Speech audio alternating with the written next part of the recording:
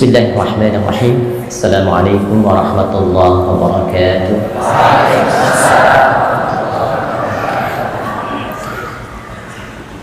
Alhamdulillahilladzi ja'ala al-hamda miftahan lidhikri wa dalilan ala alaihi wa 'azamatihi wa sababan lil mazidi min fadlihi. Nashhadu an la ilaha illallah wahdahu la syarika lah wa nashhadu anna Muhammadan 'abduhu wa rasuluhu alladzi la nabiyya ba'dahu. Allahumma salli wa sallim wa barik ala hadzal nabiyil karim ar-rasulil amin nabiyyina wa sayyidina Muhammadin wa ala alihi wa sahbihi wa dhurriyyatihi wa ummatihi ila yaumiddin wa ba'd. Fa ya ahbaballahi wa ahbaba rasulih sallallahu alaihi wasallam, usi nafsi wa iyyakum bi taqwallahi faqad fazal muttaqun fala tamutunna illa wa antum muslimun. Faqala ta'ala ya ayyuhalladzina amanu taqullaha haqqa tuqatih wa la tamutunna illa wa antum muslimun. Yang kami hormati, kami muliakan Ketua Umum YPI Al-Azhar Bapak Dr. Fuad Wazir, yang dengan kerendahan hati serta seluruh staf tadi menemui kami di awal sebelum kita bergabung di masjid ini. Allahu amrahum bil yumni wal barakah. Semoga Allah senantiasa memberikan berkah dalam perjalanan usia beliau dan seluruhnya. Seluruh keluarga besar YPI Al-Azhar yang tadi telah disebutkan oleh MC, kami mengawali perjumpaan kita ini dengan bermohon pada Allah Subhanahu wa Ta'ala, semoga di milad yang ke-73 ini seluruh keluarga besar Al-Azhar senantiasa diberkahi oleh Allah Subhanahu wa Ta'ala dan diselimuti kemuliaan, kebaikan hingga kembali kepada Allah Subhanahu wa Ta'ala dalam kebahagiaan sejati seperti yang dibacakan di penghujung An-Naba di rakaat pertama tadi. Momentum ini belum jauh dari Idul Fitr, kurang lebih kita baru 13 hari mengawali Idul Fitri di bulan Syawal tahun 1446 Hijrah. Untuk itu kami mengucapkan taqabbalallahu minna wa minkum salihal a'mal wa kullu 'amin wa nahnu bi khair minal 'aidin wal faizin. Bapak Ibu sekalian, kata Idul Fitri berasal seperti kita ketahui dari dua unsur pokok kata utama. Ada Idun, ada Fitr. Masing-masing memiliki makna, dan bila dua kata ini digabungkan menjadi satu, maka terciptalah makna yang lebih komprehensif, lebih luas, lebih dalam. Bila dikaitkan dengan tiga harapan, baik itu yang tertulis di sini di aspek dakwah, sosial ataupun pendidikan, maka ia bukan hanya menjadi gabungan dari dua unsur kata, tapi juga menjadi kurikulum dan pedoman yang memberikan spirit dalam menjalani sifat-sifat dakwah, sosial ataupun pendidikan, khususnya di lingkungan YPI Al-Azhar ini. Kita merefresh kembali. Saya tidak bermaksud untuk mengajarkan, karena di sini sudah banyak pengajar, para guru, para ulama. Tapi mungkin akan lebih indah kalau sharing subuh ini mengingatkan kembali apa yang pernah kita kaji bersama. Kata Id disebutkan diantaranya oleh, saya ambil contoh Ibnu Manzur. Ya, Ibnu Manzur namanya Mukrim, dia lahir di tahun 630 Hijrah. Ada yang menyebutkan di Tunisia, ada yang menyebutkan di Tripoli. Kemudian wafat, dedikasi pengabdiannya terhadap ilmu saking dalamnya menjadikan fokus beliau itu sampai ujung hayatnya itu buta matanya. Kesibukannya dalam menelaah, mengkaji, membaca, menulis, melahirkan karya, dan mengajar. Dedikasi ini menjadikan seluruh bagian tubuhnya utuh untuk mengabdi sampai di penghujung hayatnya matanya buta. Ya, itu sama dengan Imam At-Tirmidzi itu. Imam At-Tirmidzi, Muhammad nama aslinya, tumbuh berkembang di Tirmidzi, dikenal dengan At-Tirmidzi. Itu ujung hayatnya itu juga buta matanya. Ya, saking dedikasinya dipersembahkan utuh dengan ilmu. Nah, Ibnu Manzur ini menulis kitab yang populer di bidang bahasa, namanya Mu'jam Lisanul Arab. menghimpun 5 pokok mu'jam utama. Nanti ada as-sihah, tahdhibul lughah, dan selainnya. 5 mu'jam dihimpun jadi satu, dinamakan dengan lisanul Arab. Yang menarik, dari 80.000 entry kata di dalam kitab lisanul Arab 9 jilid ini, kalau kita menelusuri kata id dari ada ya'udu, kita akan temukan beberapa pemaknaan yang dari pemaknaan ini nanti kita temukan penafsiran dari para ulama tafsir, baik yang klasik ataupun kontemporer. Ada sesuatu yang sangat menarik. Bapak Ibu sekalian, seperti kita ketahui, kata id berasal dari akar kata ada ya'udu, yang maknanya tidak jauh dari berpulang, kembali ke asal mula. Jadi kalau ada, kita berasal dari satu titik. Ya, kemarin mudik kan ya, mudik tuh. Ada yang dari, maaf misalnya Jawa Tengah, ya, aktivitas di Jakarta, kembali pulang ke asal mula, ia tumbuh, ia lahir, ia beraktivitas, yang membentuk karakter awalnya itu disebut dengan id, ada ya'ud, kembali pulang ke asal. Adat, terjemahkan ke dalam bahasa Indonesia, adat, tradisi, budaya. Kenapa disebut adat? Karena ia adalah pendidikan asal dari lingkungan tempat kita tinggal yang membentuk karakter awal. Tempat kita pulang kembali kepada Allah disebut dengan ma'ad, tempat pulang. Ya, Quran surah Al-Qasas di ayat ke-85. Ya. Innalladzi farada 'alaikal Qur'an laradduka ila ma'ad. Ya, sungguh Muhammad, aku tegaskan dan tanamkan itu pada hatimu yang paling dalam. Jadi seperti kita ketahui, kalau ada kata inna di depan, ya, harfu nasbin wa taukidin tansibul isma wa tarfa'ul khabar mabniun 'alal fathi la mahalla lahu minal i'rab. Ya, pemaknaan balaghahnya begini. Ya, nasab itu menancapkan sesuatu dengan kuat dan tidak goyah. Nasabar rajulu asahu fil ardi, seseorang menancapkan tongkat dengan kuat, tidak goyah. Jadi kalau ada informasi di Quran dibuka dengan inna, itu bukan hanya menasabkan, menjadikan kalimat setelahnya berharakat fathah kalau dia tunggal, atau dia menggunakan ya kalau mudzakkar salim, atau kasrah kalau muannats salim.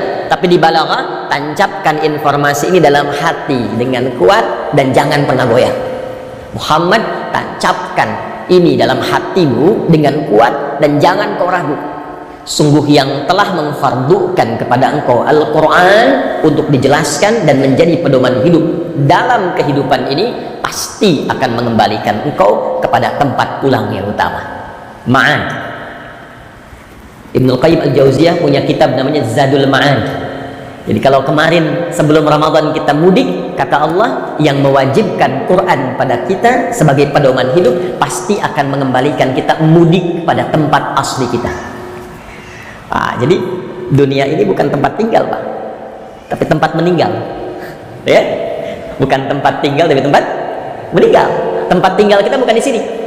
Ya, karena saat Adam dan Hawa alaihi wassalam pertama diciptakan, tempatnya sudah jelas. Ya, di akhiratnya surga, kan?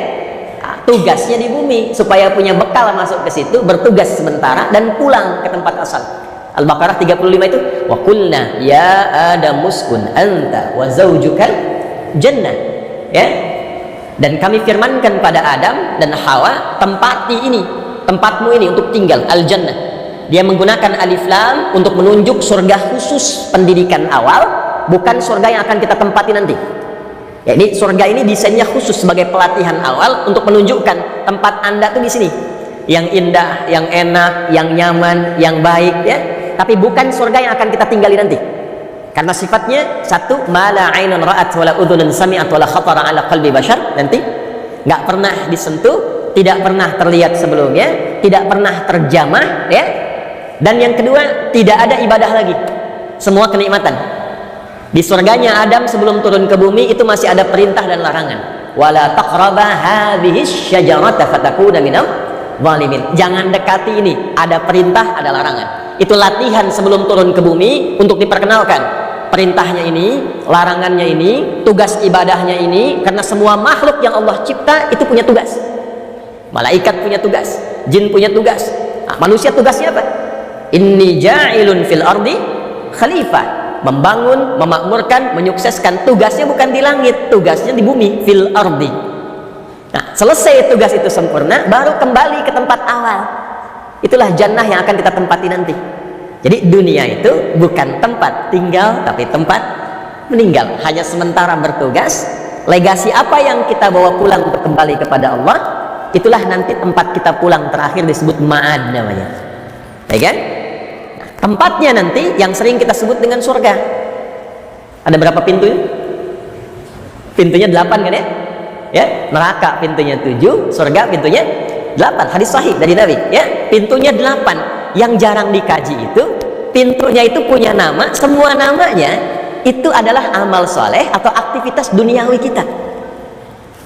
Ada pintu sedekah, ada pintu tahajud, ada pintu pengabdian lewat puasa, ada pintu sholat, ada pintu pengabdian lewat dakwah.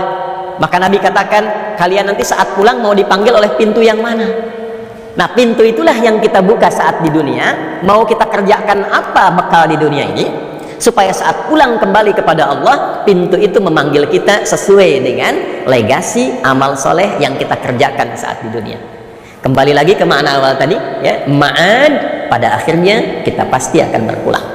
Jadi ketika menemukan kalimat id, jangan hanya dibayangkan mudik kembali kepada fitrah, tapi saat bersama dia mengingatkan kita, maaf, sebaik-baiknya dan selama-lamanya kita beraktivitas di dunia, satu saat pasti kita akan berpulang. Satu dulu. Maaf, ini kita belum mulai ya, ini mukadimah dulu ya. Makanya saya agak percepat, nanti kalau sudah masuk inti kita pelankan. Ya, sampai jam berapa kita? 6:30. Baik. Janji Allah yang akan mengembalikan kita ke asal mula, itu disebut dengan mi'ad. Jadi ada id, ada ma'ad, ada mi'ad. Ali Imran ayat 9, innallaha la yukhliful mi'ad. Nah, sungguh tanamkan dalam hatimu yang paling dalam dan jangan pernah ragu. Allah tidak mungkin mengingkari komitmen perjanjian dari awal mula. Itu diberlakukan untuk kita semua. Ada perjanjian akidah, ya, Al-A'raf ayat 172, wa idh akhadha rabbuka min bani adama min zuhurihim dzurriyyatahum wa ashhadahum ala anfusihim alastu bi rabbikum qalu bala syahidna. Ketika dibuat perjanjian dalam perut ibunda usia 4 bulan. 4 bulannya ada dalam hadis riwayat Muslim, dikutip oleh Imam An-Nawawi, ditempatkan di Al-Arba'in, 42 hadis, nomor hadis yang keempat itu, ya, dari Abdullah bin Mas'ud. An Abi Abdurrahman Abdullah bin Mas'ud radhiyallahu ta'ala anhu qala an-nabiy sallallahu alaihi wasallam wa huwa as-sadiqul masduq inna ahadakum yujma'u fi batni ummihi 40 yawman nutfah thumma yakunu mithla dhalika 'alaqa thumma yakunu mithla dhalika mudghah. Ya, kemudian setelah berangsur 40 hari yang ketiga, 40 tambah 40 tambah 40 120 hari, artinya 4 bulan secara umumnya. Thumma yursalu ilaihi al-malak, maka diutus malaikat dalam usia 4 bulan ini, fayanfukhu fihi ruh, diperintahkan oleh Allah tiupkan roh. Maka usia 4 bulan roh masuk ke dalam janin. Maka di situ dianjurkan memperbanyak doa. Itu ada di Quran surah ke-7 ayat 189. Ya, falamma taghasyaha hamalat hamlan khafifa famarrat bi, ya, kemudian ke ujungnya falamma athqalat da'awallaha rabbahuma la in ataitana salihah lanakunanna minasyakirin. Usia 4 bulan sampai ke akhir menjelang persalinan banyak berdoa supaya diberikan kesalihan dari bayi yang lahir. Nah, 4 bulan inilah terjadi perjanjian. Alastu bi rabbikum, apakah engkau komitmen menjadikan aku sebagai Tuhan yang akan merawatmu, memberikan perhatian, memberikan kebutuhan, menyembuhkan kala sakit, memaafkan kala salah, menerima kala bertobat? Maka kita tidak ada pilihan. Kita tidak katakan na'am, tapi kita katakan bala. Bala itu setuju tanpa alasan apapun. Bala syahidna. Nah, kalimat syahadat inilah nanti yang saat pulang dipegang oleh Allah. Innallaha la yukhliful mi'ad. Engkau berjanji, berkomitmen saat pulang nanti aku tagih perjanjian itu. Tempat pulangnya ma'ad, sifat perjanjiannya disebut dengan mi'ad. Ya, ada perjanjian ibadah.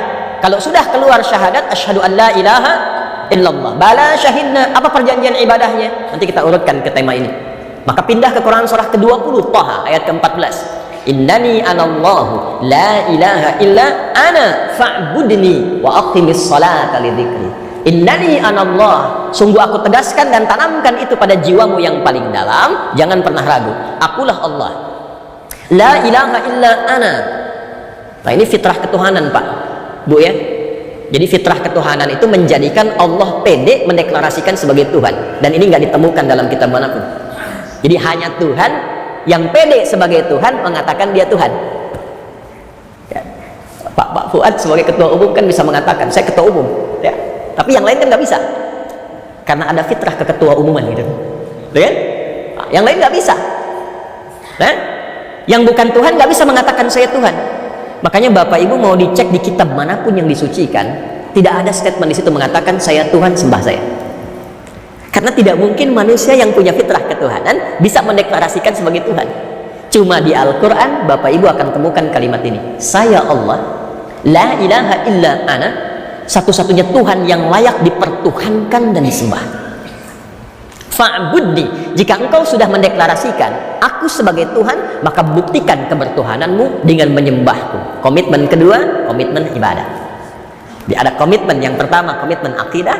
Komitmen kedua, komitmen ibadah. Wa aqimis salata lidzikri, dan buktikan ibadahmu itu, tunjukkan yang pertama lewat salat. Ini salat itu bukan sekedar ibadah, tapi yang mengkonfirmasi kebertuhanan kita kepada Allah. Dan itulah saat ma'ad pulang akan ditagih komitmen itu. Ini yang Nabi sampaikan, inna awwala ma yuhasabu bihil abdu yaumal qiyamati as-shalah. Amal pertama yang akan dihisab oleh Allah itu salatnya. Ya, bukan sekedar amalan pertama hisab, tapi itu komitmen ibadah kita, mi'ad kita yang pertama dikonfirmasi oleh Allah yang menyatakan kebertuhanan kita kepadanya. Ini hanya menjelaskan tentang ma'ad, kemudian mi'ad. Bila digabungkan seluruh komitmen ini, komitmen akidah, komitmen ibadah, nanti ada komitmen akhlak, ada komitmen muamalah, keempatnya digabungkan dan ditampilkan dalam satu kata, maka bertemulah dengan kata utama disebut dengan Id namanya. Disebut dengan apa? Id. Jadi ada ma'ad, ada mi'ad, ada Id. Jadi kalau kesadaran tentang waktu pulang, perjanjian Allah bahwa kita akan pulang, ya, kenyamanan kita merasakan perlindungan Allah di dalamnya, disatukan seluruh makna ini, maka muncullah kata Id. Jadi kalau kita turunkan, saya mohon izin berdiri. Dalam kata Id ini bukan sekedar pulang, ya, tapi satu, ada unsur kebahagiaan di dalamnya. Mohon maaf saya detilkan sebentar sebelum kita masuk ke intinya. Bapak Ibu masih ingat tidak? Tadi waktu saya katakan kutipan Quran surah ke-7 Al-A'raf ayat 172 dalam perjanjian syahadat, Allah menyebutkan namanya dengan nama apa? Alastu birabbikum. Kenapa menggunakan kata Rabb? Kenapa Allah tidak mengatakan alastu birahmanikum? Di ayat lain kan, qulin Allah awin rahman, ya? Quran surah 17 itu ayat 110. Kenapa di sini Allah tidak mengatakan alastu bi Allahikum, alastu bi rahmanikum, alastu bi rahimikum? Kenapa yang dipilih Rabb? Karena di dalamnya ada sifat rububiyah yang memberikan jaminan kenyamanan dan kebahagiaan untuk hambanya. Dari rububiyah ini nanti muncul kata Rabb. Turunan pendeknya disebut murabbi, sifatnya disebut dengan tarbiyah. Bertemu kita di sini di aspek yang terakhir, ya. Rabb adalah nama yang melekat pada Allah untuk memberikan kesan satu, sifat perhatian yang luas dan mendalam, sifat kasih sayang tanpa batas yang memberikan seluruh kebutuhan, dan sifat sangat perasa yang memberikan pendampingan dari kesalahan untuk kembali menjadi baik. Itu Rabb namanya. Jadi kalau dalam bahasa bebasnya gini, Pak, mau nggak engkau komitmen menjadikan aku Tuhan yang akan merawatmu dalam kehidupanmu, memberikan kebutuhan saat engkau memerlukan, menyembuhkan kalau engkau sakit, memaafkan kalau engkau salah, mengampuni kalau engkau berdosa, memberi kalau engkau membutuhkan. Jika ada seorang mengatakan pada Bapak sepulang dari masjid ini, Bu, mau nggak ikut saya? Semua kebutuhan saya berikan, kalau salah saya maafkan, kalau butuh saya kemudian cukupkan, kalau sakit saya dampingi sampai sembuh lagi. Kira-kira jawaban Bapak Ibu iya atau berpikir? Iya kan? Iya kan? Senang atau tidak? Senang kan? Maka komitmen pertama yang dihadirkan dari kata Rabb ini menghadirkan kata sayang, kata nyaman, kata membahagiakan. Maka ketemulah di sini titik awal kata Id. ketika disebutkan baik di dalam hadis ataupun dalam bahasa Arab, tidak hanya menunjuk makna pulang atau kembali ke asal, tapi membawa nuansa sesuatu yang menyenangkan dan membahagiakan. Satu. Kalau saya urutkan ini mubazir kalau nggak dipakai. Jadi saya urutkan satu ya supaya tercatat nih pelan-pelan. Ibu maaf, di belakang kelihatan nggak? Kelihatan ya, alhamdulillah. Ada layar. Ya, memang keluarga besar YPI Al Azhar ini imannya luar biasa. Belum saya tulis sudah kelihatan deh. Walaupun ada layar saya tulis dulu baru kelihatan ya. Nah, sekarang izinkan saya untuk melambatkan dan mempelankan urutan kajian supaya mudah untuk ditangkap. Jadi saya anggap cukup untuk pengantarnya. Ingin kita masuk sini. Selain memiliki makna pulang atau kembali ke asal, kembali ke asal mula, juga membawa kesan sesuatu yang menyenangkan, senang, nyaman, bahagia. Ini satu dulu ya, kesan. Karena kesan ini jarang ditangkap. Jadi bagaimana caranya pulang itu bahagia? Pulang itu tenang. Makanya panggilan bagi insan beriman, hamba Allah yang memahami makna ini, itu panggilan pulangnya panggilan tenang, Pak. Bu, coba lihat Quran surah ke-89 tuh, ayat 27 sampai 30. Ya ayyatuhan nafsul mutmainnah, irji'i ila rabbiki radiyatan mardiyah, fadkhuli fi ibadi wadkhuli jannati. Ya. Hei jiwa-jiwa yang tenang, yang sudah nyaman, yang enak. Yuk pulang. Jadi Allah itu mengajak pulang dengan ketenangan, kenyamanan. Aku senang dengan pekerjaanmu ini, engkau pun akan senang dengan apresiasi yang akan aku berikan. Jadilah golongan hambaku yang diapresiasi, dan ini aku tampakkan surga dari hasil pekerjaanmu. Di dalam sakaratul maut itu kenapa sering orang tersenyum, nyaman? Karena ditampakkan itu tempat kembali dia. Surganya ditampakkan. Ini ayatnya. Ya, makanya Siti Asyah itu ketika akan dieksekusi oleh Firaun kan tersenyum kan? Di sejarahnya kan? Ya. Kenapa tersenyum? Karena bermohon pada Allah. Sebelum meninggal, ya Allah, mohon tampakkan dulu tempatku untuk pulang istanaku itu. Aku minta bangunkan istana di surga, ya, sebagai pertaruhan dari imanku saat ini. Rabbibnili indaka baitan fil jannah. Ditampakkan istananya di surga itu, senyum beliau. Komen Firaun kan? Komennya itu langsung di dislike aja itu. Gak usah di-subscribe itu. Nah, ini perempuan mau dihukum, dieksekusi kok senyum? Karena ditampakkan tempat pulangnya. Dan inilah yang menjadi fitrah dalam kehidupan kita. Umumnya kalau orang mudik pasti senang, Pak. Nggak ada orang mudik itu yang nggak senang. Nah, kemarin mudik senang nggak? Senang kan? Nah, jadi sifat pulang itu kalau mudik pasti senang. Dan fitrahnya apa? Allah mengajarkan teladan sebelum pulang. Ini loh tempatnya aku tampakkan, indah, bagus. Jadi fitrah. Coba.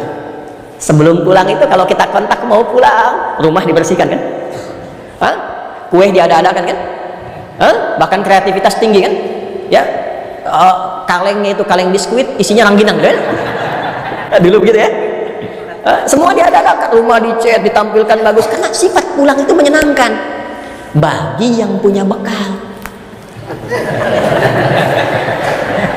Nah, itu kan? Bagi yang punya bekal. Makanya orang pulang kan bekalnya disiapkan dulu ya untuk setahun ke depan itu. Ya, sekarang banyak kreatif kemarin tuh waktu pulang. Ya, motornya bebek, bekalnya singa, kan? Orang tuh ada dus dituliskan, aku pulang sayang, mama tunggu aku. Karena senang. Ya, orang yang tak punya bekal tak siap pulang. Saya pernah tanya, Anda kenapa nggak pulang? Nggak ada bekal, Ustaz. Ya, nah ini gambaran fitrah yang Allah tanamkan pada diri kita untuk mengkonfirmasi mudik yang lebih besar lagi. Allah ingin katakan pada diri kita, fitrah mudik itu senang. Fitrah mudik itu membahagiakan kalau engkau punya bekal. Itulah sebabnya kenapa suasana bahagia ini ditampakkan di awal kata Id setelah Ramadan, karena kita berbekal sebulan sebelumnya.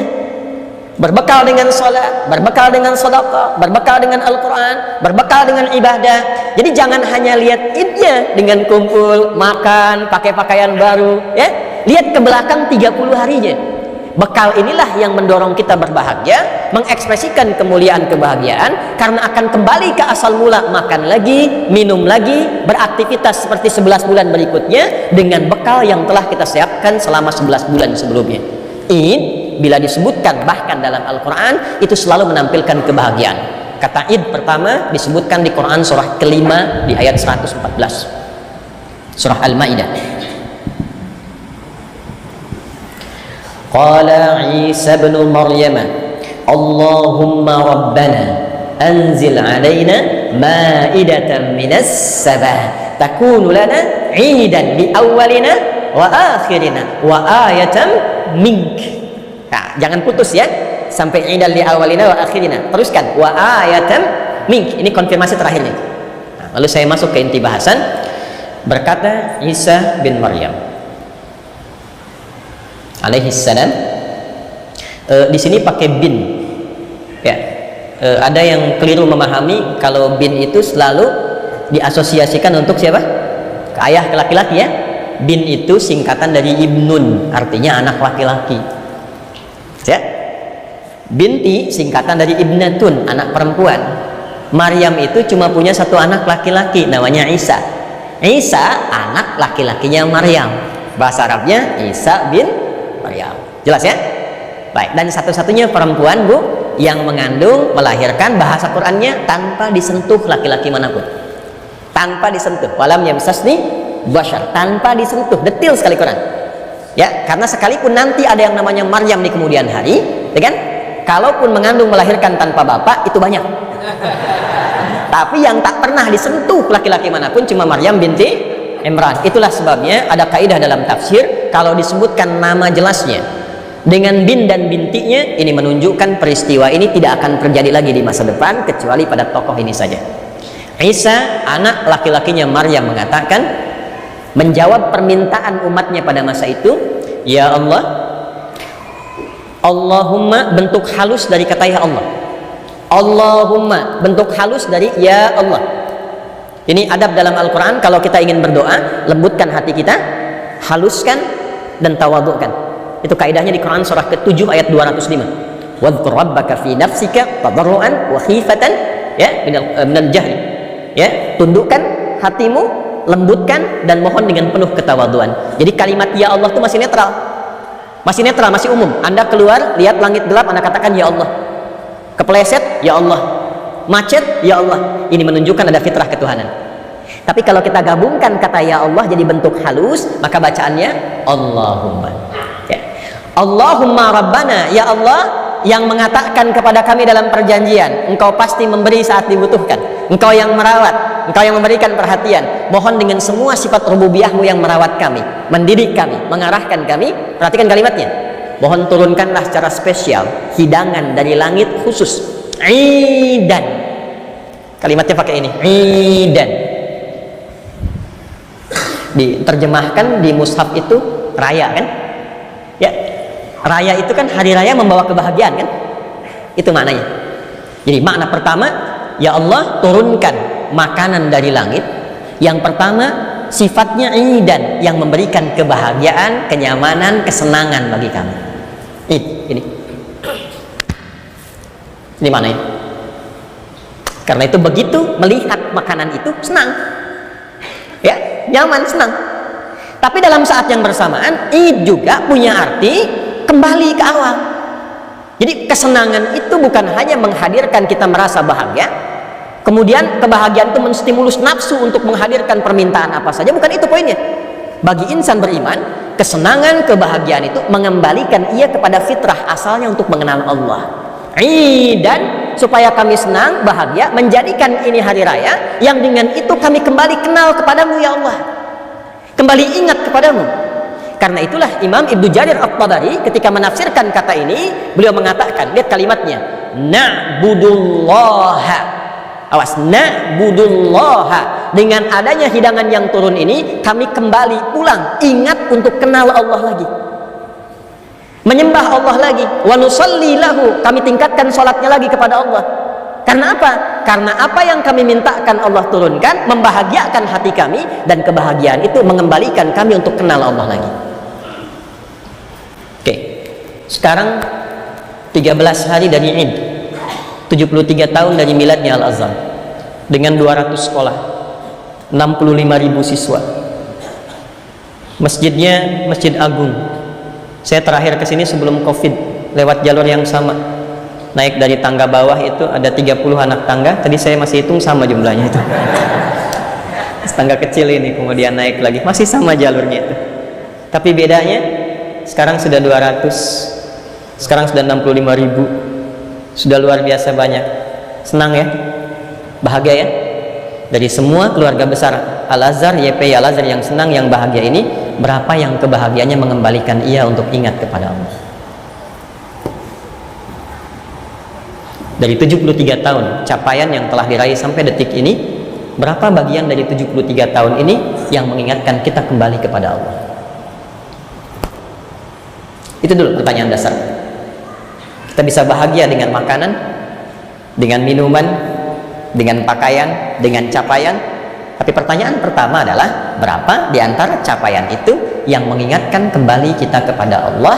Dan dengan ingatan itulah semua karya yang telah kita bangun selama 73 tahun punya nilai di hadapan Allah.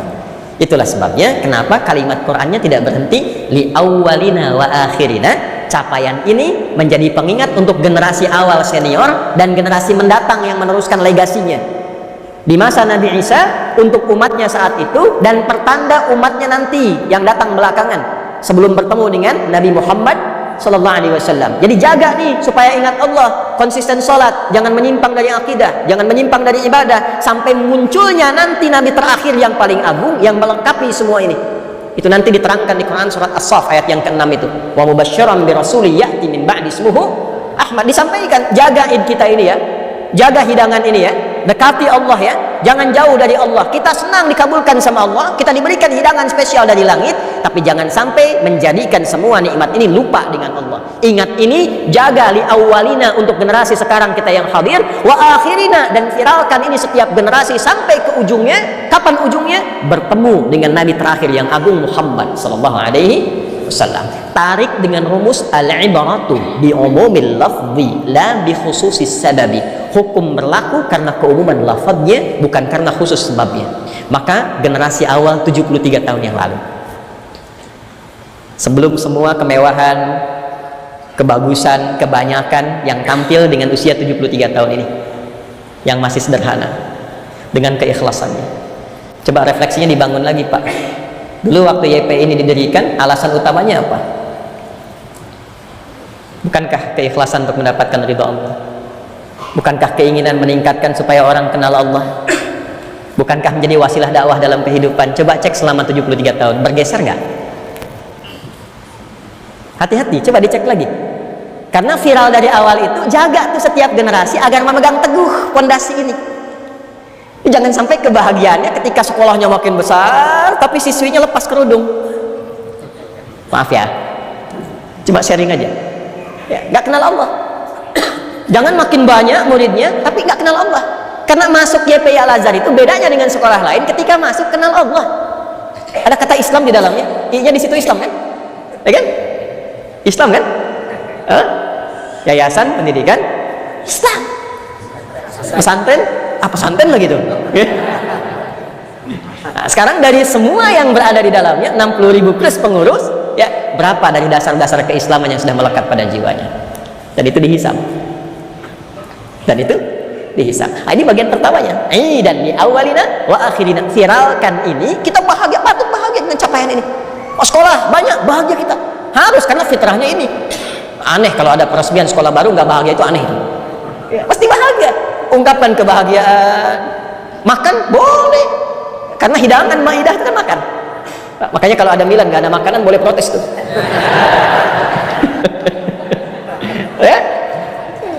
Tapi dalam saat yang sama, coba ditanya, sampai 73 tahun ini satu-satu, sudah kenal Allah belum? Ya? Sudah dekat dengan Allah belum? Bedanya sebelum masuk YPI dengan setelah masuk itu bagaimana? Nah, karena ada sifat apa? Ketika kita berbicara tentang pendidikan, itu bukan pengajaran. Anda menempatkan materi pendidikan, bukan pengajaran. Ini masyayikh, para guru-guru tahu betul, di bahasa Arab itu pendidikan disebutnya tarbiyah. Ya, pengajaran disebut dengan Ta'lim. Ta'lim proses transfer informasi dari satu pihak ke pihak lain yang tidak menuntut perubahan perilaku. Yang penting tahu. Ya. Jadi kalau ada sekolah mengajarkan misalnya ta'lim hanya pengajaran saja, dia tidak akan menuntut apakah siswanya mengamalkan atau tidak, terserah. Mempraktekkan atau tidak, itu bukan pikiran. Yang penting apa yang saya sampaikan, siswa tangkap itu, dia tahu. Ujian lulus, nilai bagus, itu ta'lim. Tapi ketika Anda kemudian cantumkan pendidikan, tarbiyah, pengajarnya, pendidiknya disebut murabbi, mengambil sebagian sifat keteladanan dari sifat Rabb. Siapa itu murabbi? Dia bukan hanya mentransfer pengetahuan dari dirinya, tapi mengamati, melihat siapa anak didik, ada karakter apa di anak didik, apa kehususan yang dia miliki, bagaimana yang setiap disampaikan itu apakah diamalkan atau tidak. Dia mengajarkan hari ini materi sholat, dia cek anak-anaknya sholat gak, ke masjid gak. Dia tunjukkan lebih dahulu, ketika tiba waktunya sholat, dia mengajarkan tentang sholat, gurunya berangkat duluan ke masjid untuk menunjukkan ini yang bapak ajarkan, ini yang ibu sampaikan. Itulah murabbi. Karena itu pekerjaan murabbi dalam tarbiyah di Al-Quran tidak masuk kategori dakwah, tapi masuk kategori ma'ruf. Ya, coba lihat ya. Kalau dakwah pasangannya khair, kalau amr pasangannya ma'ruf. Pendidik itu bukan cuma mengajak lagi, tapi sudah memerintahkan, mengajarkan untuk dipraktekkan. Ketika Allah bicara tentang dakwah menggunakan khair, ketika bicara tentang amar menggunakan ma'ruf. Lihat kalimatnya, Quran surah ketiga ayat 104 misalnya, wal takum minkum ummatu yad'una ilal khair wa ya'muruna bil ma'ruf. Apa bedanya tuh khair dengan ma'ruf? Sama-sama baik ya Pak, Bu ya. Ada 6 kebaikan dalam Al-Quran. Ada thayyib, ada khair, ada ma'ruf, ada ihsan, ada soleh. Yang ke-6 bir. Ya, lan tanalul birra hatta tunfiqu mimma hibbun. Ada 6. Kalau kebaikannya secara fisik saja, sehat tubuhnya, bagus, baik, ya, itu disebut thayyib namanya. Nah, makanya di Al-Azhar ditekankan siswa supaya sehat, olahraganya bagus, makanannya yang menyehatkan, ya. Quran surah 2 ayat 168, ya ayyuhan nasu kulu mimma fil ardi halalan thayyiban. Ketika fisiknya baik, bagus, orang Arab tanya, kaifa haluk ya akhi? Alhamdulillah ana thayyib. Maksudnya badannya sehat. Ya. Tapi kan ada yang sehat, bagus, bajunya bagus, fisiknya bagus, tapi dia 2 kali puasa, 2 kali lebaran nggak pulang-pulang, kan? Thayyib namanya, ya. Berarti dia bagus fisiknya tapi belum bagus sifatnya. Ketika sifat-sifat kebaikan dikumpulkan pada dirinya, itu khair namanya. Jujur itu khair, sabar itu khair, tawadhu itu khair. Kaifa halik ya, alhamdulillah nabi khair. Nah, khair itu bukan cuma baik fisiknya, artinya apa? Keadaan dirinya pun pikirannya lagi baik. Kalau sifat dipraktekkan jadi sikap, itu ma'ruf namanya. Sabar itu khair. Tapi ketika ada murid yang butuh perhatian lebih, lalu kita bersabar merawatnya, dipraktekkan itu ma'ruf namanya. Jujur itu khair. Tapi kalau ada orang tua misalnya nyogok supaya anaknya diterima di YP Al-Azhar, lalu Anda jelaskan, ini sesuai ketentuan aja Bu, nggak bisa standarnya, itu ma'ruf. Menerangkan materi itu khair. Tapi ketika Anda meminta anak Anda sholat ya, tepat waktu ya, itu ma'ruf namanya. Ma'ruf itu hanya bisa efektif dilakukan bila kita praktekkan sebelum kita memerintahkan. Kalau tidak, anak protes Pak. Satu kali dalam ada sesi kami mengadakan daurah pendidikan di salah satu cabang Al-Azhar. Pertanyaannya begini dari guru, Ustaz, kenapa anak-anak ini kami ajarkan untuk sholat, tapi ketika adzan berkumandang waktunya sholat mereka agak malas berangkatnya? Saya tanya balik begini, bapak ibunya contohkan ke masjid nggak? Diam. Bapak ibunya contohkan ke masjid nggak? Diam. Nah, itulah koreksi kita bersama, saya, Anda, dan kita. Jadi di dalam Al-Quran, perintah itu akan bisa efektif diberikan ketika kita praktekkan sebelum itu didelegasikan. Jadi ketika bapak ibu menempatkan pendidikan dalam konteks ini dan dibawa ke Yayasan Pesantren Islam Al-Azhar, maka di sini ada komitmen bagaimana semua bentuk keluarga besar dan amalnya ini satu amalan yang membahagiakan. Kalau ngajar mesti bahagia, Bekerjanya yang senang. Di sini senang, di sana senang. Di mana-mana cabang Al-Azhar. Gimana caranya ngajar senang, murid senang, tapi saat yang bersamaan, maaf, kita menjadikan kesenangan ini untuk tersambung dengan Allah. Supaya pulangnya pun senang. Yang selanjutnya, maaf, kita mempraktekkan kesenangan ini dalam bentuk pembuktian yang nyata dalam konteks pendidikan, bukan sekedar pengajaran. Jadi bagian pertama yang kita highlight, saya mulai dari pendidikan dulu karena ini kan yang paling banyak dikerjakan. Bagaimana semua sifat pendidikan itu jadi ibadah dalam pandangan Allah Subhanahu wa taala. Ini poinnya. Itu aspek pendidikan. Nanti boleh begini Pak ya, karena ini waktunya terbatas dan saya hanya punya 30 menit kurang lebih. Nanti lain waktu kita bisa diskusi tentang kurikulum Al-Quran dan Sunnah tentang pendidikan. Pertanyaan dasarnya begini, pernah nggak Bapak Ibu mengeluarkan kurikulum turunan pendidikan dalam Al-Quran? Dan itu detail sekali, dari batas usia.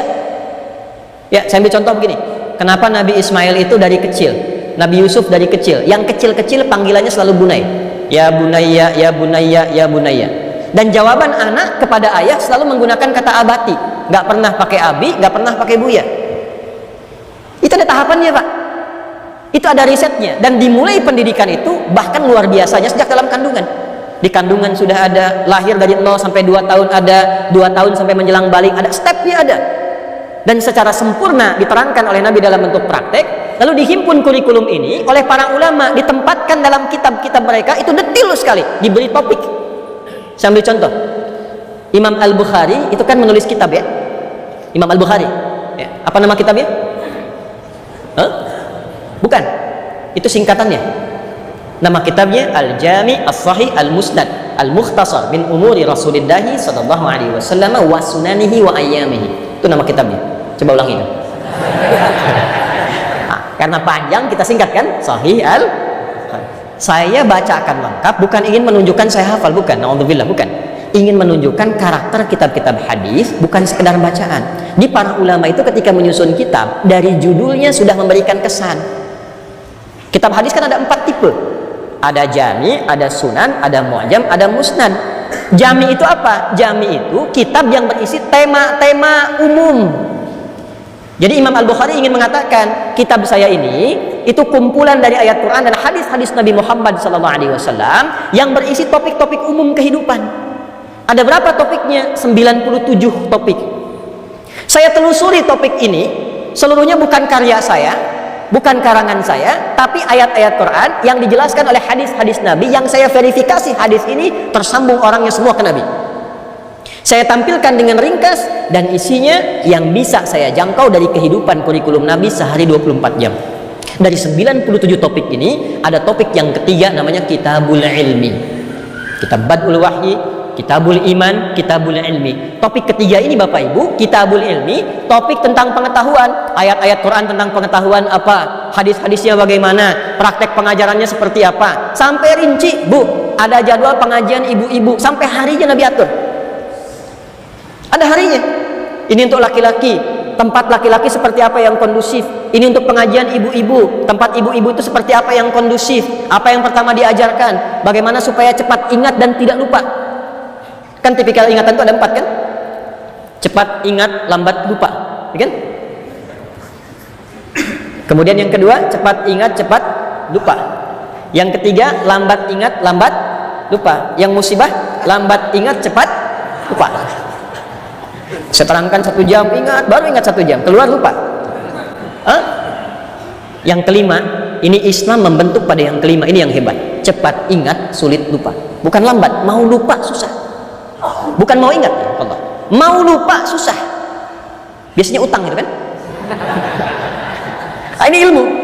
Ya, ini mau ingat mudah, mau lupa susah, nggak bisa lupa Pak. Diajarkan tuh terus gitu. Dan faktor pertama yang dirumuskan oleh para ulama mengeluarkan dari topik tadi, ulama bikin kitab. Contoh, Imam Nawawi misalnya mengeluarkan dari hadis-hadis Kitabul Ilmi, bikin kitab namanya At-Tibyan fi Adab Hamalatil Quran. Itu sebelum Al-Arba'in 42 hadis, sebelum Riyadhus Shalihin 1896 hadis, ya Al-Minhaj Syarah Sahih Muslim 9 jilid. At-Tibyan, apa isi At-Tibyan itu? Isinya adalah pendidikan dasar yang menyiapkan guru dan murid sebelum proses pendidikan itu dimulai. Bagaimana guru disiapkan? Karena yang paling menarik Bapak Ibu sekalian, ternyata yang menentukan murid itu berhasil jadi baik, kenal Allah, pintar, ingatannya kuat, itu faktor pertama bukan muridnya, itu gurunya. Maka muncullah kemudian turunan-turunan dari pembahasan ulama yang diambil kemudian dari ayat-ayat Al-Quran. Nah, ini butuh ruang lagi untuk kemudian diturunkan. Tapi satu kitab dari Imam Nawawi ini, ya, koleganya Syekh Ahmad Dahlan, Muhammad Darwish, yaitu Hadratus Syekh Muhammad Hashim bin Asy'ari, pendiri Nahdlatul Ulama, 31 Januari 1926, 14 tahun setelah berdiri Muhammadiyah. Ya, 18 Dzulhijjah, ya, Masehiynya 1912, 14 tahun berdiri Nahdlatul Ulama. Beliau mengarang 17 kitab. Dari 17 kitab ini, kitab keduanya namanya Adabul Alim wal Muta'allim. Adabul Alim wal Muta'allim. Itu dimunculkan yang pertama alim dulu baru muta'allim. Karena tidak mungkin muta'allim bisa belajar dengan benar kalau alimnya tidak benar. Nah, karena itu kita mengingat kembali apa yang kita pelajari dari dahulu, sempat sebelum kita bertugas, di masa-masa kita belajar, tidak mungkin ada murid yang sukses kecuali ada guru, pendamping, dan orang-orang di sekitarannya yang memiliki frekuensi dan misi yang sama untuk menyukseskan misi ini. Jadi ketika kita bicara Id kembali, bukan hanya mengembalikan kita mengenang sudah 73 tahun, kita senang, kita bahagia, ukur dengan standar ini. Berapa kesenangan ini yang sudah mendekatkan kita dengan Allah? Berapa dari kesenangan ini yang sudah menjadikan kita menikmati ini sebagai standar mutu yang terbaik? Mutunya apa? Ini. Oke. Oh, ini kita belum ke fitrah ya, baru Id ini. Nanti kita pelan-pelan. Satu. Ya. Nanti kalau satu saat ada diskusi khusus untuk staf-staf pengajar misalnya, tergabung dengan kelas lain, itu kurikulumnya ada. Nanti kita bisa bedah satu-satu itu. Dan hasil dari pendidikan Nabi, semua orang hebat Pak. Bapak Ibu boleh cek lintas generasi. Ya, contoh gini, banyak orang keluhan untuk menghafal Quran. Ada yang mengatakan faktor U nih, ya, padahal usaha gitu, bukan usia, ya. Lupa, Abu Bakar itu saat menghafal Quran usianya berapa tahun? Ya. Umar berapa tahun? Ada yang lebih dahsyat lagi, Abdullah bin Abi Ummi Maktum berapa tahun? Ya. Dan mereka menghafal Quran ternyata di usia-usia senior dan senjanya sampai Quran selesai. Kalau Nabi nggak jadi standar, karena Nabi kan diberikan oleh Allah. Baik ya? Dan ternyata ada rahasia juga. Ternyata lintas pendidikan yang diajarkan oleh Nabi itu ketika disampaikan itu lintas generasi, yang senior juga banyak Pak. Dan ketika kami bawa manhaj itu diterapkan di program namanya At-Taisir Learning Center. Pak, kemarin ada rekor seorang kakek 82 tahun hafal Quran 30 juz. Ada ibu 73 tahun hafal Quran 30 juz. Ada anak-anak yang muda-muda itu, ya, itu ada yang, karena ada yang hitungan hari 30 hari hafal Quran, ada yang 14 hari, 20 hari, 25 hari, ada yang 28 hari, dari nol Pak. Nanti satu waktu mungkin kita bisa ajak lihat-lihat tuh anak-anak. Kita bawa manhaj itu diterapkan di sekolah. Anak kecil Pak, dari 3 tahun. Kami di TK itu lulus, anak itu selesai 5 juz. SD 30 juz. Baru masuk pesantren, diajarkan ilmunya. Ketika dibawa manhaj yang Nabi terapkan, diambil dari kitab-kitab itu, kita praktekkan jadi kurikulum sesuai dengan eranya, itu terjadi perubahan luar biasa. Begitu Qurannya dihafalkan oleh anak dan diulang-ulang, diberikan ilmu apapun, itu dalam durasi yang singkat mereka kuasai Pak. Baris berbaris cuma diajarkan setengah jam, langsung dikuasai. Nggak pernah ikut pertandingan sepak bola, pengen ikutan, dibawa beberapa orang, cuma dikasih tunjuk, nah gampang, satu orang nih boleh pakai tangan, pegang di sini, jangan dimasukkan. Kalian ayo sehebat mungkin masukin di sebanyak-banyaknya. Juara 1 Pak, di final menang 6-2. Kasih sepatu roda, tinggal ditunjukin di YouTube, mainnya begini, pakai, main Pak.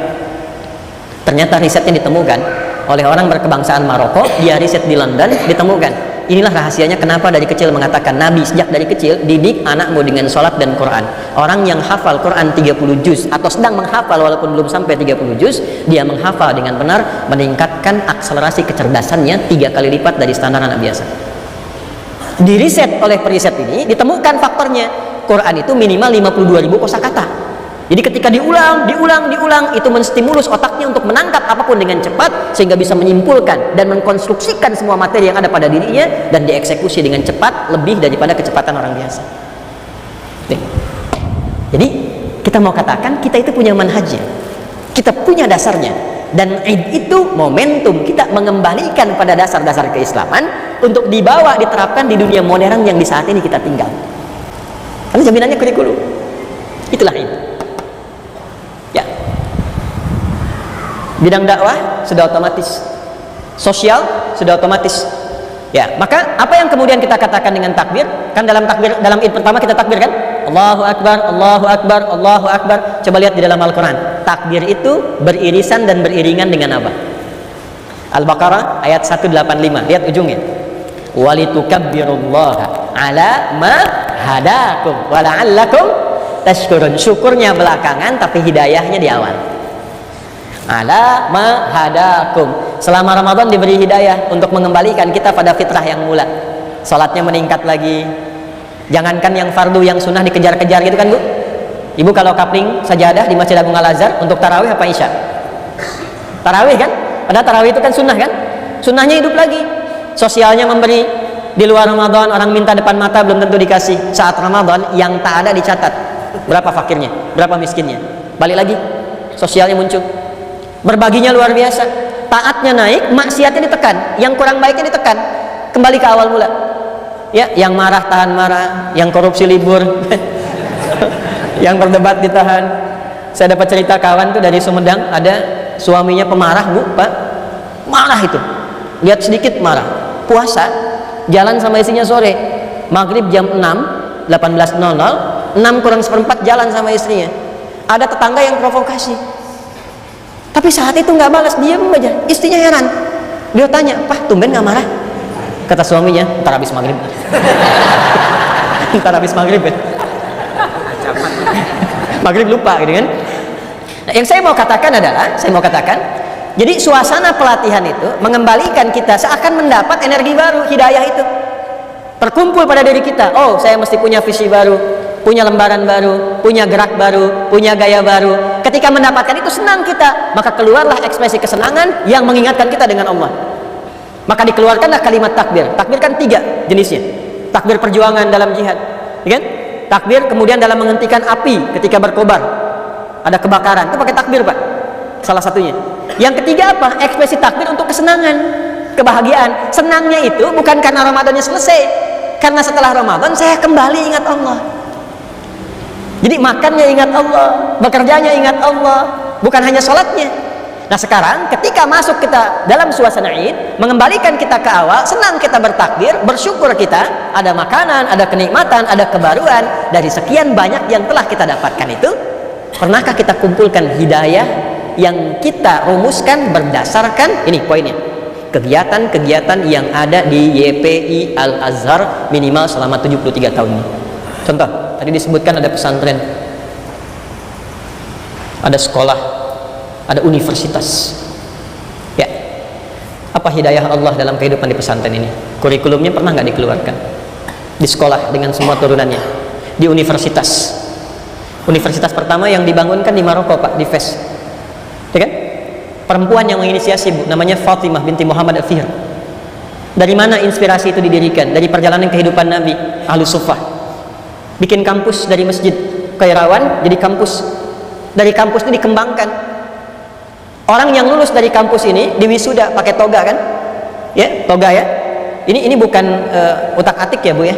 Bukan cocok logi ini, tapi memang dasarnya seperti itu Pak, perjalanan sejarahnya. Bagian atasnya apa? Warna hitam kan? Sisinya berapa? Dulu 4 Pak.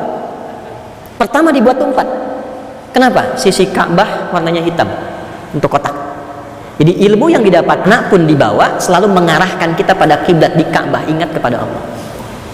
Kalau ngajar, ajarkan karena Allah. Kalau berfatwa, fatwanya karena Allah. Ini yang dimaksud innama yakhsyallaha min ibadihil ulama.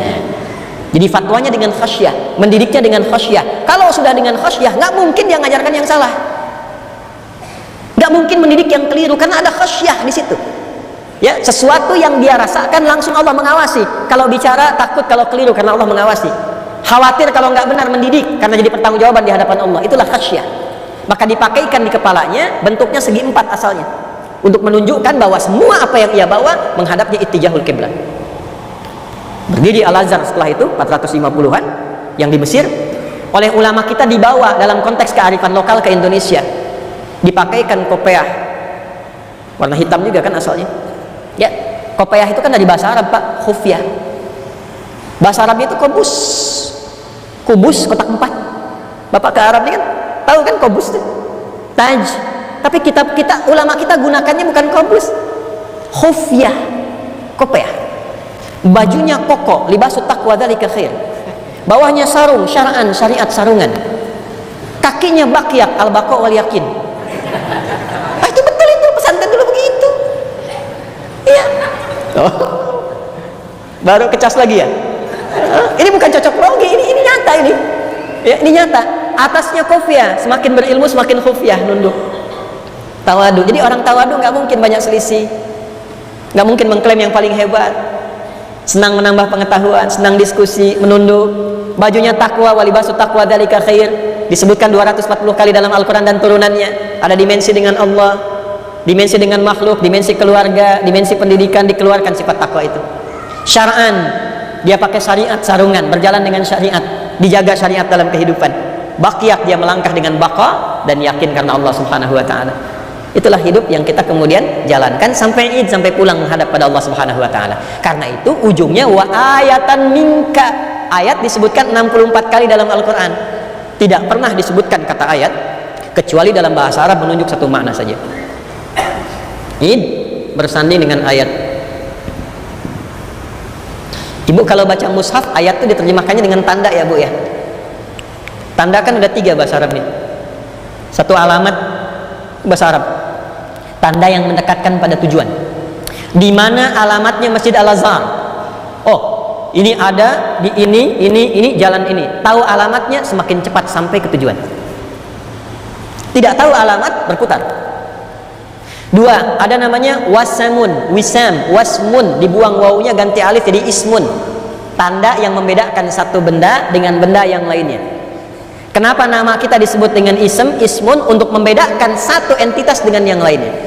Adi yang ini, Pak Hasan yang lain. Ketika dipanggil Adi, yang nengok saya. Dipanggil Pak Hasan, yang nengok sebelah sana. Lihat, itu ismun namanya. Ketika nama diberikan, mengangkat derajatnya dan memberikan tanda perbedaan dengan yang lainnya. Tapi ayat tidak disebutkan dalam bahasa Arab kecuali menunjuk pada tanda yang mendekatkan seorang hamba kepada Allah. Karena itulah kenapa seluruh isi Quran disebut ayat. Al-Fatihah 7 ayat, Al-Baqarah 286 ayat, demikian karena setiap kali kita baca Al-Quran kita merasa lebih dekat dengan Allah.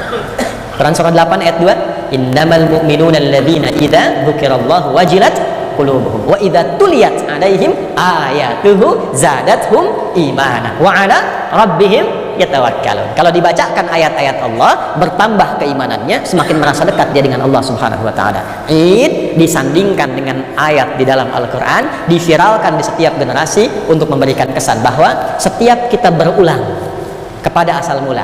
Sekarang 73 tahun. Kita mengenang kembali berulang 73 tahun ke belakang. Maka pengingat ini harus disandingkan dengan satu, hadirkan kebahagiaan. La'allakum tashkurun. Hadirkan kesenangan. Silahkan boleh makan. Tapi inti daripada itu semua bukan makanannya, bukan kesenangannya, tapi kita menikmati itu dan senang karena kita kembali ingat kepada Allah Subhanahu wa ta'ala. Jadi secara singkatnya, selama 73 tahun ini, sudahkah amal-amal dalam dakwah, dalam sosial, dalam pendidikan membuat kita semakin dekat dengan Allah? Lalu dievaluasi di setiap tahun secara berjenjang. Kalau ada yang belum dekat ini, oh sama dengan tahun kemarin, oh berkurang, berarti ada mutu yang harus ditingkatkan. Bagaimana mutunya kita bisa tingkatkan? Keluarkanlah kurikulum dari Al-Quran, dari hadis terkait dengan aspek-aspek pekerjaan yang ada di YPI Al-Azhar ini. Buatkan kurikulumnya seperti Imam Al-Bukhari membuat 97 topik dalam kehidupan. Jelas saya kira sampai sini? Paham ya? Nah, sekarang pertanyaannya, idnya mau dibawa kemana? Maka pagi ini kita batasi dengan fitrah ini, Idul Fitri. Saya punya 10 menit untuk menguraikan ini terakhirnya. Yang tanggung jawab moderator tadi. 2. Al-Fitru. Bapak Ibu sekalian, kata fitrun, fatara itu punya 2 makna asal. Ya, jadi bisa fatara yafturu, bisa fatara yaftaru. Ada 2 di situ. 1, bisa bermakna ibtada'a wa ikhtara'a, memulai sesuatu, pionir dari sesuatu, mencipta sesuatu dari asal. Allah di dalam Al-Quran disebut dengan Fatir, pemilik fatar. Fatir disebutkan 6 kali dalam Al-Quran. Alhamdulillahi fatiris samawati wal ardh. Ya, bahkan jadi surah dalam Al-Quran, surah ke-35, surah Fatir. Kenapa disebut Fatir? Karena Allah lah yang mencipta segala hal dari awal. Manusia yang meneladani sifat Fatir itu dibawa ke dalam kata fatara, dibentuk kemudian jadi masdar fitrun, memberikan kesan bahwa mengambil keteladanan untuk menjadi pionir dalam segala hal yang baik-baik. Ya. Di mana ditemukan? Misal kita ambil penjelasannya dari Ibnu Abbas radhiyallahu taala anhuma. Dikutip ini oleh Ibnu Manzur dalam kitabnya Lisanul Arab. Ya, kata Ibnu Abbas radhiyallahu taala anhuma, "Ma kuntu adri fatiris samawati wal ard hatta atani a'rabiyani yatakhasamani fi bi'rin faqala ahaduhuma ana alladhi fatartu." Saya awalnya nggak ngerti maksud tujuan pokok dari kata fatiris samawati wal ard, belum paham ini kemana arahnya, apakah makna pertama atau kedua, sampai tiba-tiba datang 2 orang Arab Badui. Jadi ada Arab, ada Arab, itu berbeda. Arabun, Arab kota, berpendidikan, lembut, bagus. Nih kalau nanti bimbing haji Pak ya, ini ada materi ini penting juga. Ya, jadi ada Arab, ini lembut, baik, berpendidikan, bagus. Ada Arab, ini orang padang pasir, karakternya keras, asyaddu kufran wa nifaqa. Ya, debatnya panjang. Ya, tampilannya ya semaunya. Kadang-kadang ya, tapi kadang-kadang penting juga gitu. Ya, banyak kisah nanti dalam hadis, terutama di hadis Muslim. Kisah-kisah orang Arab Badui yang kelihatannya ya, tapi di balik itu ada hikmahnya. Ya, dan jadi standar dari kita tuh. Ya, misal gini.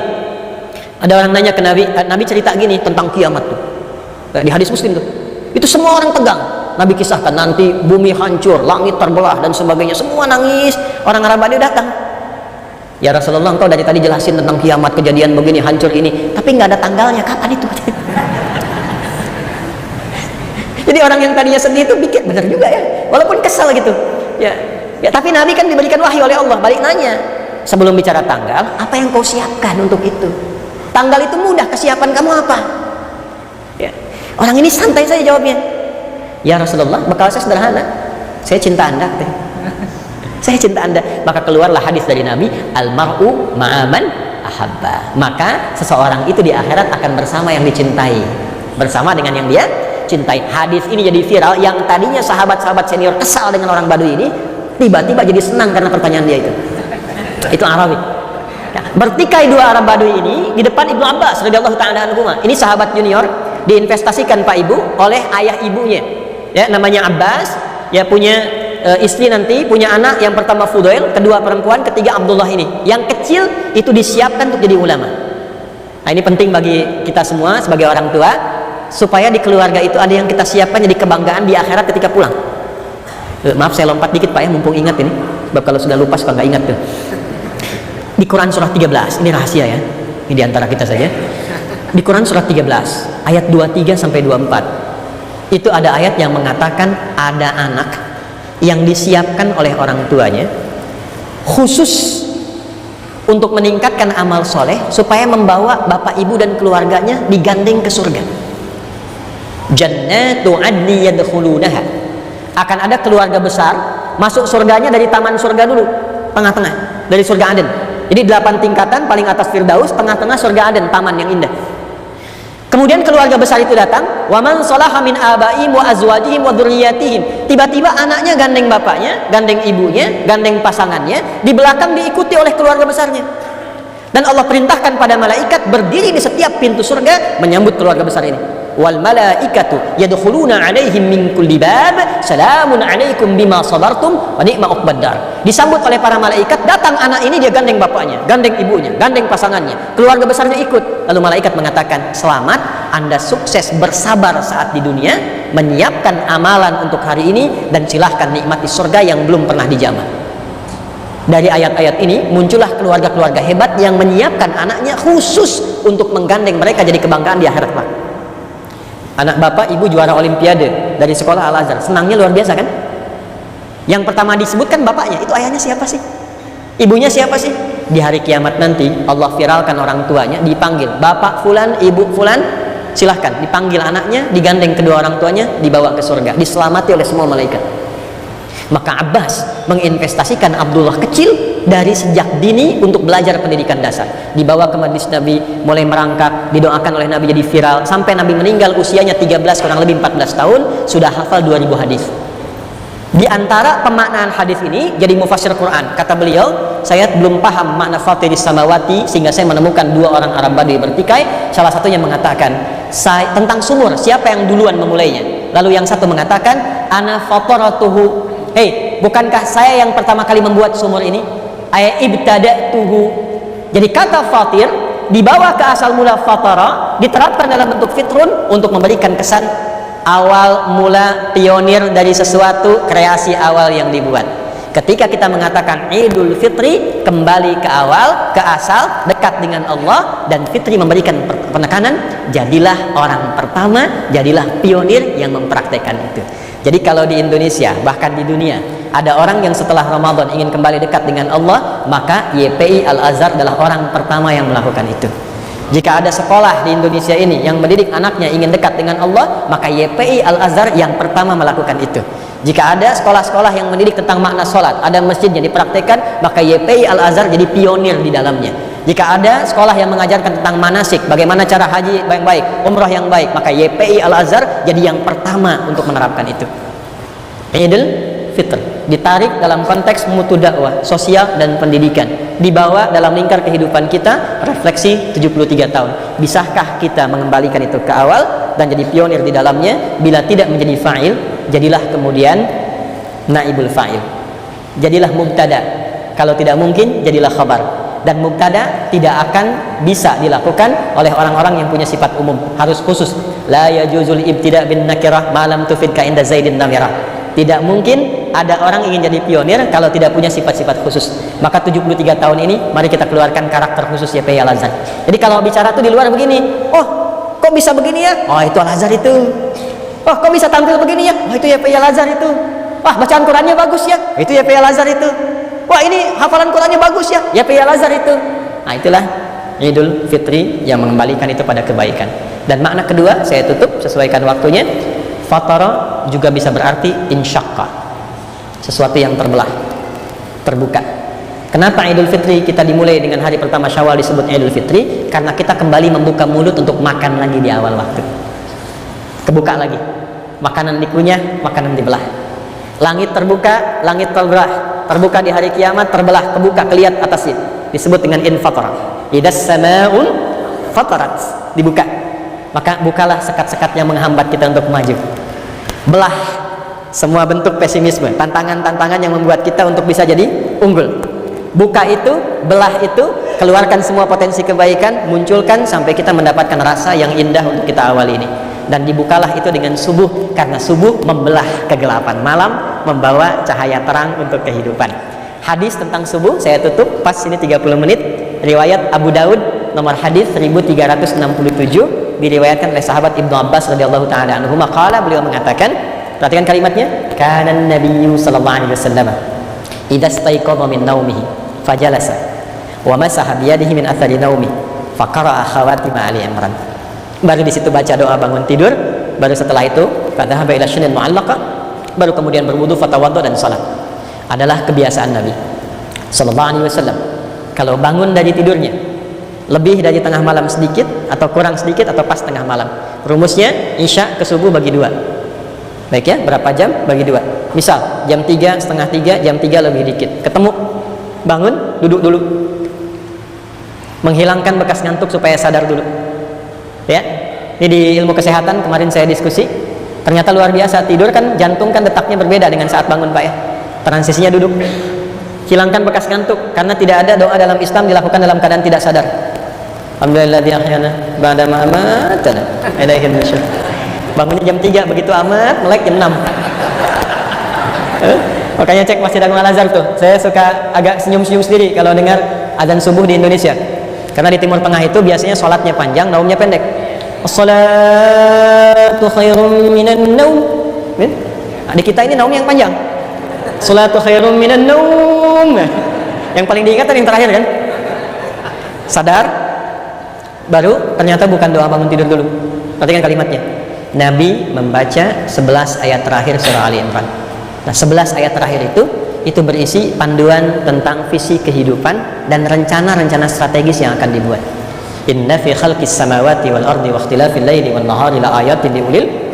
Silahkan Bapak Ibu cari, saya sambil menutup, di mana Anda bisa temukan di buku manapun, bahkan kitab suci, dan dari awal bangun sudah meminta kita menjadi pribadi yang ulul albab, tingkat cerdas paling tinggi, yang paham tentang esensi hidup, yang mengerti tentang apa yang harus dikerjakan.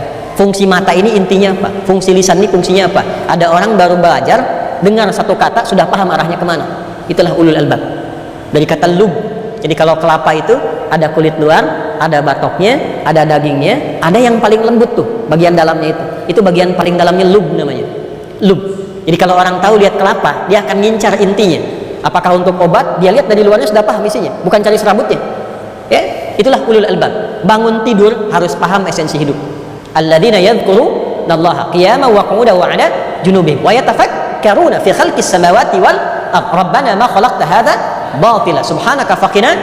Baru bangun tidur sudah merumuskan kegiatan hari ini apa, jam 7 kerjakan apa, jam 8 apa, jam 9 apa. Itulah sebabnya kenapa waktu pertama disebut subuh, dari kata asbah, sesuatu yang sudah riap dengan rencana. Quran surah 81 ayat 18, wasubhi idza tanaffas, demi waktu subuh yang saat nafas keluar rencana sudah siap. Jadi nggak ada ceritanya Pak, bangun tidur kita ditanya nggak tahu jam 9 kemana, ya gimana nanti aja, nanti gimana, siapkan visinya dan bikin. Jangan cuma agenda dunia, nyambungkan dengan Allah, zikir, dan buat sampai dengan ke akhirat. Saya tutup, caranya kata Quran gini Pak, turunkan dulu surganya, baru jadikan kurikulum di bumi. Ya umumnya kalau ditanya ingin masuk surga, surga apa? Firdaus kan? Pertanyaannya, pernah nggak mengeluarkan karakter penghuni surga Firdaus dalam Al-Quran? Keluarkan itu, praktekkan di bumi, bawa dalam suasana kehidupan di YPI Al-Azhar. Dan ketika disebutkan itu karakter, bukan pekerjaan. Sifatnya, tandanya.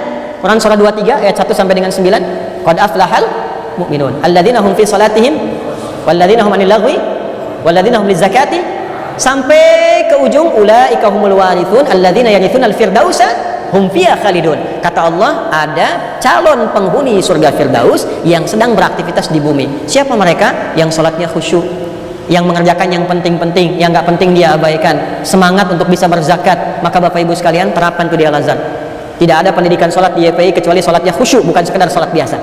Anak-anak Al-Azhar kalau sholatnya bagus, mengerjakan yang penting-penting, yang nggak penting jauhi.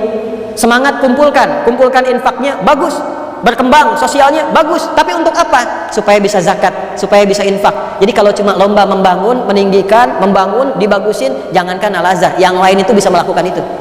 Jangankan yang beriman, banyak sekolah yang dimiliki yang belum beriman bahkan lebih bagus bangunannya dibanding yang kita miliki.